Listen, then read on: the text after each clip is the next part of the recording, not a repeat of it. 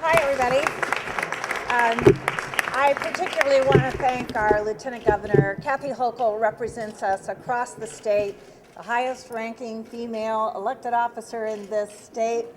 Makes it really, really special. And a round of applause for you.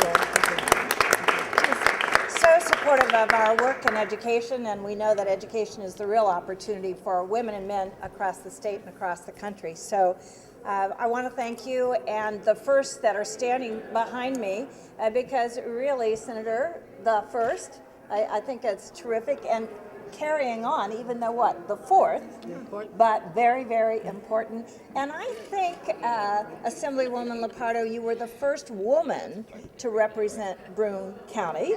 So we got another first there. And this is the first female mayor of Albany. That's right. And Albany is the oldest chartered city In the state. in the state. Second in the country. Second in the country. So the beat goes on. We waited a long time, though. Yeah. didn't we? I tell We waited you. a long time. So I do thank you, Lieutenant Governor, for talking about the partnership we've had with Governor Cuomo and the work we are doing in New York.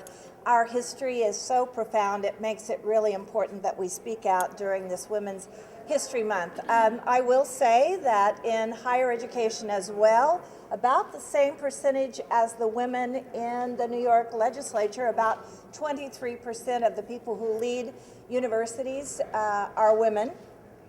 That number, that percentage declines as you raise to the research and doctoral institutions, so we have a lot of work to do there.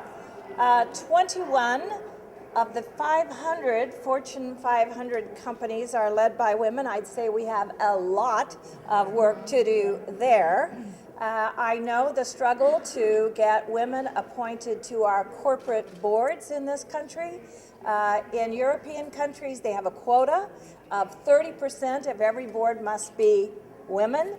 We're at 18%, so we have a little work to do there. But I think the critical issue, and it hasn't changed in a long time, and this is from Catalyst, which is an organization that tracks women and their success in this country, to reach equity in the number of women running for elected office against the men in elected office at this pace. And I want to underscore that. If we don't speed the pace, we will reach equity in a mere 100 years. So we have to get on it, and we have to get on it now. Everybody behind me, you heard that.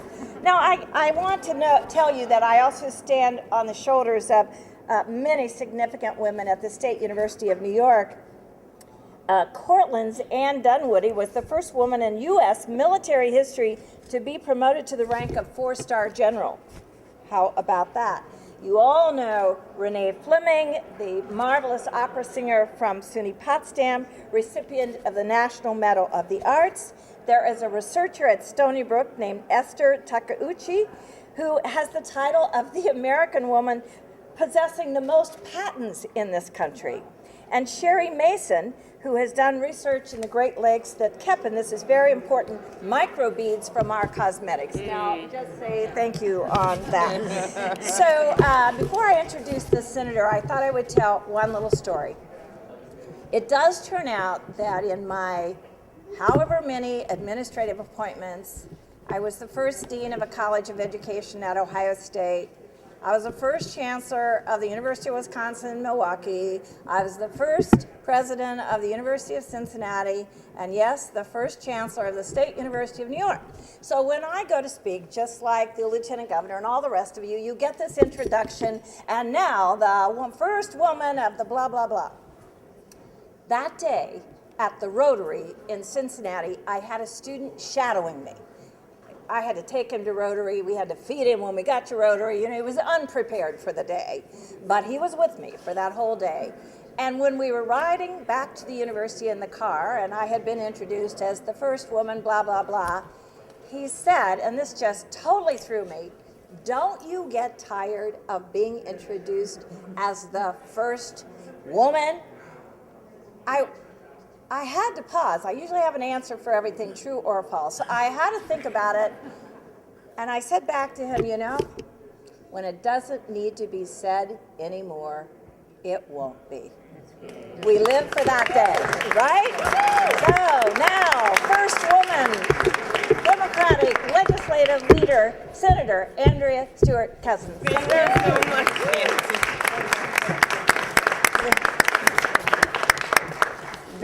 Thank you so much. It's good to be here. I want to thank our Lieutenant Governor who makes us proud every day.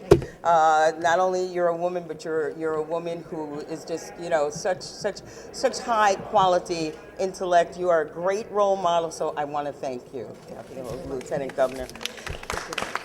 And my good friend Nancy Zimpher, who, again, we talk about women in high places, but to have such great women in New York State who are leading, the educational institution, we know that's the great equalizer, really makes a difference, what you bring to the table every day. So I want to thank you, Nancy, for all that you do. And all of my colleagues here. I know Betty Little, who, was kind of a mentor to me when I first came into the legislature. We share this love of local government, so I want to thank you, Betty. And I see my colleagues, I know Donna will also introduce the Assembly colleagues. But I think when we talk about where we've gone and how much farther we have to go, I've got to say, in the Senate, we're not at that 20-something%. We are at about 18%. When Rhonda Fox Graves in 1934 walked into the Senate chamber, she was the very first woman. And so when you consider here we are in 2016, and we are about 18%, I don't know about that 100-year mark. I think we have to work a little harder and work a little faster, because we know what women bring when they come in. We know that they bring a consciousness that not only is about helping women, but by extension really helps families, helps the community, and helps the society. So when we put our priorities down, whether it's talking about again, raising the minimum wage, paid family leave, when we talk about child care, and educational affordability, women's rights, women's health options, these are things that impact the entire family and, again, the entire community. So we have work to do. I am certainly standing here not as just the first Democratic leader, but I am the first woman leader in the history of the state of New York. Okay. And I say that because it's important to know, when you look at the percentages of women that are in New York State, and we are over 50%, and we're talking about this particular first, it really is startling. But it happened because, in addition to wonderful women colleagues, there are enlightened men. And I believe the enlightened men, as well as these women who are on the forefront, will continue to move New York forward, and I'm certainly happy to be part of that progress. Now, part of what happens here in the legislature is that women get together, and we get together to talk about things that we feel we can direct legislatively, and in order to do that, you've got to have a woman who is willing to put all of us together, Assembly, Senate, this and that, through all of the hectic. You talked to me about if there were a woman in the room, through.